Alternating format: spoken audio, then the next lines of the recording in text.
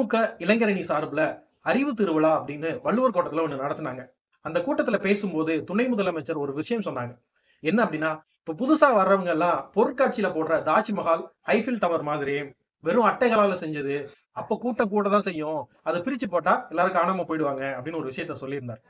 அதுக்கு பதில் கொடுக்கிற விதமா தாவேகா சார்புல பேசினவங்க எல்லாரும் என்ன சொன்னாங்க, அறிவு திருவிழான்னு ஒண்ணு நடத்தி அவதூறு திருவிழாவை அதை ஆக்கி நம்மளை பத்தி தான் பேசுறாங்க அப்படின்னு ஒரு விஷயத்த சொல்லியிருந்தாங்க. சரி, இந்த ரெண்டு விஷயத்தையும் ஏன் இப்ப பேசுறீங்க அப்படின்னு பார்த்தோம் அப்படின்னா, மதுரையில தாவேகால இணையற விழா அப்படின்னு ஒரு விழா நடத்துனாங்க. பொதுவா ஒரு கட்சியில இருந்து இன்னொரு கட்சியில இணையற விழா அப்படின்னா அந்த கட்சி தலைவர், இல்ல மாவட்ட செயலாளர், இல்ல பொதுச் செயலாளர் இப்படி யாரையாவது வச்சுதான் இணைவாங்க.